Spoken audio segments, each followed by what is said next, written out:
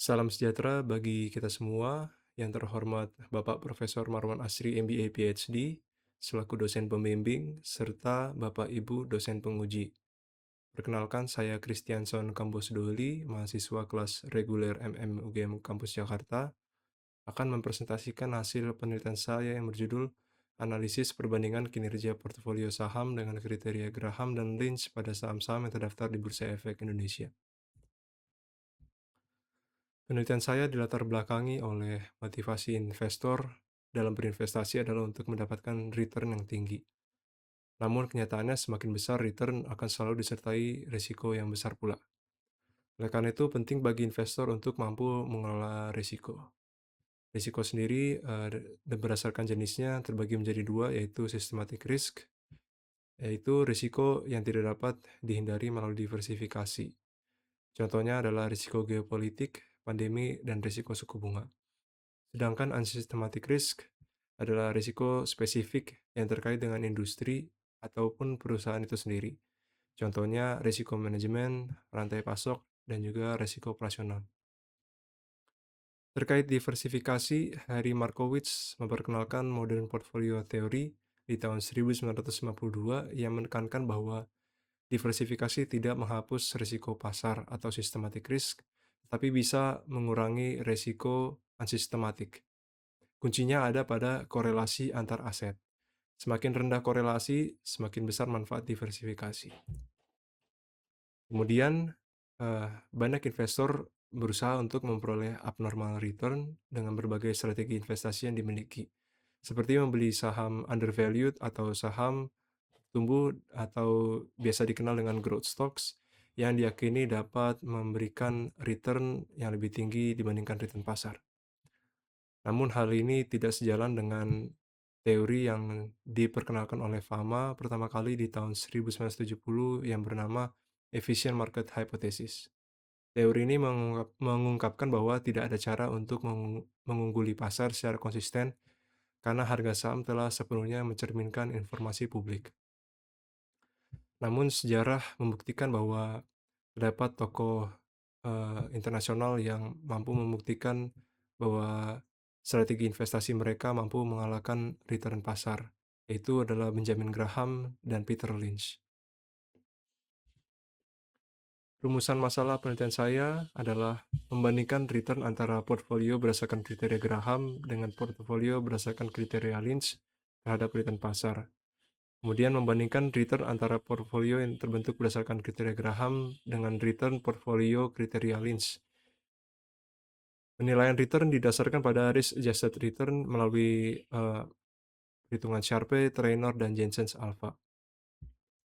Pertanyaan penelitiannya adalah apakah return portfolio yang terbentuk berdasarkan kriteria mampu melampaui return pasar? Apakah return portfolio yang terbentuk berdasarkan kriteria Lynch mampu melampaui return pasar? Dan yang ketiga adalah apakah return portfolio dengan kriteria Lynch mampu melampaui return portfolio kriteria Graham? Kemudian manfaat penelitiannya, yang pertama bagi investor dapat dijadikan pedoman dalam mengambil keputusan investasi dan mengurangi risiko kerugian pada portfolio saham. Yang kedua, bagi perusahaan dapat mendorong perusahaan untuk memberikan informasi yang akurat guna mencegah terjadinya informasi asimetris di pasar. Yang ketiga, bagi akademisi dapat menjadi saluran pembelajaran dalam mengimplementasikan, menganalisis, dan pemahaman ilmu-ilmu yang berkaitan dengan investasi pasar modal dan manajemen keuangan. Selain itu, penelitian ini dapat dipertimbangkan untuk dijadikan acuan dalam melanjutkan penelitian berikutnya mengenai portofolio saham. Terkait dengan landasan teori, penelitian ini mengangkat teori pasar efisien yang dikemukakan oleh Fama di tahun 1965, memperkenalkan bahwa random walk theory yang mengemukakan bahwa fluktuasi harga saham bersifat acak dan independen dari pergerakan di masa lalu. Dapat dikatakan bahwa kesempatan bagi investor untuk menghasilkan risk-adjusted return yang positif hanya berdasarkan dengan analisis data historis sangat mustahil. Teori ini kemudian berkembang menjadi fondasi dari konsep efficient market hypothesis di tahun 1970, di mana dijelaskan bahwa harga saham sepenuhnya telah mencerminkan informasi publik. Efficient market hypothesis terbagi menjadi tiga, yaitu yang pertama weak for market efficiency, di mana, eee, analisis teknikal di, bentuk pasar ini, tidak akan menghasilkan risk-adjusted return yang positif. Kemudian yang kedua, semi strong for market efficiency, di mana, investor tidak akan mampu menghasilkan abnormal return dengan mengandalkan analisis fundamental. Yang ketiga, strong for market efficiency, eee, di mana bahwa sekalipun pelaku pasar modal memiliki informasi internal atau private, tidak akan menghasilkan abnormal return. Kemudian, dari, 2 tokoh yang sudah saya sampaikan sebelumnya, yaitu Benjamin Graham dan Peter Lynch, memberikan, beberapa, strategi investasi atau kriteria pemilihan saham. Eee, untuk Benjamin Graham, kriteria saham yang saya cantumkan di penelitian adalah berdasarkan buku yang dia tulis berjudul Intelligent Investor.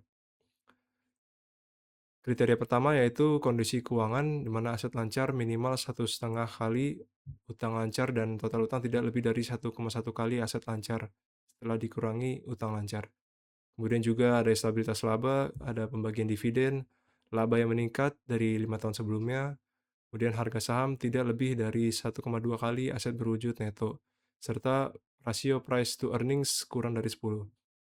Sedangkan di kriteria saham Peter Lynch, yang pertama yaitu perusahaan memiliki price earnings to growth ratio tidak lebih dari 0,5.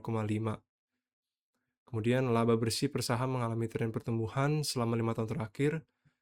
Rata-rata pertumbuhan earnings per share 5 tahun terakhir tidak lebih dari 30%. Kemudian kapitalisasi pasar kurang dari 50 triliun rupiah. Kemudian rasio utang terhadap aset tidak lebih dari 60%, kecuali pada sektor keuangan. Dan yang terakhir adanya pembayaran dividen selama 5 tahun terakhir. Eee ini adalah beberapa penelitian terdahulu, contohnya seperti penelitian yang dilakukan oleh Oppenheimer di tahun 1984. eee Oppenheimer melakukan penelitian di Amerika Serikat dan hasil penelitiannya menunjukkan bahwa portofolio Graham pada perusahaan yang terdaftar di New York Stock Exchange dan Amex menghasilkan return tahunan sebesar 38%, sedangkan return indeks pasar CRSP yang mencakup saham New York Stock Exchange dan saham yang terdaftar di Amex menghasilkan return tahunan sebesar 14%. Jenis penelitian yang digunakan penelitian kali ini adalah, kuantitatif dengan metode analisis deskriptif. Data yang dianalisis adalah saham-saham yang tercatat di BEI dengan rentang waktu tahun 2009 hingga 2024. Melalui penggunaan metode purposive sampling, penelitian ini memilih kembali perusahaan-perusahaan yang diklasifikasikan sebagai papan pengembangan dan papan utama dari seluruh saham yang tercatat di Bursa Efek. Proses analisis pengumpulan data adalah yang pertama, data harga penutupan bulanan IHSG selama periode Desember 2014 hingga Desember 2024. Kemudian data harga penutupan bulanan saham-saham, kemudian data yield surat utang negara 10 tahun dengan rentang waktu Januari 2015 hingga Desember 2024. Yang terakhir adalah laporan keuangan emiten yang tercatat di Bursa Efek Indonesia di tahun 2009 hingga 2021. Kemudian tahapan dilakukan dalam menguji hipotesis penelitian ini adalah yang pertama yaitu menghitung return pasar dan return bebas risiko dari tahun 2015 hingga 2024. Kemudian membentuk portfolio menggunakan kriteria Graham dan Lynch. Yang ketiga, penilaian return portfolio dengan membandingkan hasil dari 3 jenis penilaian risk-adjusted return seperti Sharpe, Traynor, dan Jensen. Kemudian dilakukan uji statistik melalui independent sample t-test untuk mengidentifikasi apakah terdapat perbedaan yang signifikan pada return pasar IHSG dan return dari kedua portfolio. Kemudian, melakukan independent sample t-test jika residual data terdistribusi normal. Namun jika tidak terdistribusi normal, akan dilakukan uji non-parametrik. Setelah dilakukan proses penelitian, didapatkan bahwa total sampel penelitian adalah sebesar 2.778. dan kemudian data di samping jumlah sampel adalah, eee, perusahaan-perusahaan yang sesuai dengan kriteria dari masing-masing kriteria Graham dan juga kriteria Lynch setiap periodenya. Di pembahasan kali ini yaitu di statistik deskriptif, eee, Sharpe ratio menunjukkan bahwa nilai rata-rata paling besar adalah portfolio Lynch yaitu sebesar 0,2588, eee, dan portfolio Graham dan Lynch menghasilkan return Sharpe yang positif dan lebih besar dari nilai Sharpe IHSG secara konsisten selama periode penelitian. Kemudian, dari Trainor ratio, nilai mean Trainor yang tertinggi adalah portfolio Graham yaitu sebesar 0,0161. Terdapat nilai Trainor negatif pada portfolio Lynch dikarenakan pada periode tersebut nilai beta negatif. Yang ketiga adalah Jensen's alpha. Portfolio Graham dan Lynch menunjukkan nilai alpha yang positif. Selain itu, portfolio Lynch secara konsisten mengungguli kinerja portfolio Graham selama periode penelitian. Hal ini membuktikan bahwa kinerja portfolio Lynch lebih baik dari portfolio Graham berdasarkan pengukuran Jensen's alpha. Lalu ke uji normalitas, berdasarkan uji normalitas Shapiro-Wilk, eee, dari ketiga proksi hanya Sharpe yang lulus uji normalitas, sehingga untuk kedepannya maka, proksi Trainor dan Jensen akan dilakukan dengan uji non-parametric test melalui Mann-Whitney U-test. Kemudian masuk ke, pembahasan yaitu uji hipotesis 1 melalui uji statistik, berdasarkan risk adjusted return Sharpe, Trainor, dan Jensen alpha pada portfolio Graham dan IHSG, eee, ketiganya menunjukkan, nilai yang signifikan yaitu 0,00. Dapat diartikan bahwa secara statistik antara return Sharpe, Trainor, dan Jensen pada portfolio Graham dengan IHSG terdapat perbedaan yang signifikan. Kemudian dapat terlihat juga dari mean difference pada uji parametrik menghasilkan nilai yang positif, dan pada uji non parametrik mean rank milik Graham lebih besar daripada mean rank IHSG. Dapat diartikan bahwa portfolio Graham memiliki risk adjusted return yang lebih tinggi daripada return pasar. Oleh karena itu, hipotesis 1 terkait portfolio yang dibentuk dengan kriteria Graham pada saham-saham yang terdaftar di Bursa Efek Indonesia memiliki kinerja yang lebih tinggi daripada kinerja pasar dapat diterima.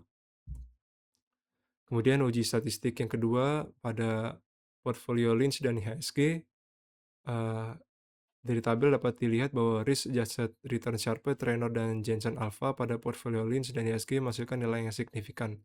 Kemudian dari mean difference juga, eee, menunjukkan bahwa, nilai positif pada uji parametrik independent sample t-test dan pada uji non parametrik Mann-Whitney U-test, mean rank Lynch lebih besar daripada mean rank IHSG. Artinya portfolio Lynch terbukti memiliki risk adjusted return yang lebih tinggi daripada return IHSG. Oleh karena itu, hipotesis 2 dapat diterima. Yang ketiga, pengujian statistik, pada portfolio Graham dan Lynch. Berdasarkan uji statistik, hanya portfolio dengan proksi Jensen yang memiliki nilai yang signifikan yaitu di bawah 0,05. Dapat dilihat bahwa nilai signifikansi Jensen yaitu 0,024. Kemudian, nilai mean difference dan mean rank pada portfolio Lynch menghasilkan nilai yang lebih besar dari portfolio Graham. Artinya adalah return portfolio Lynch lebih besar daripada return portfolio Graham.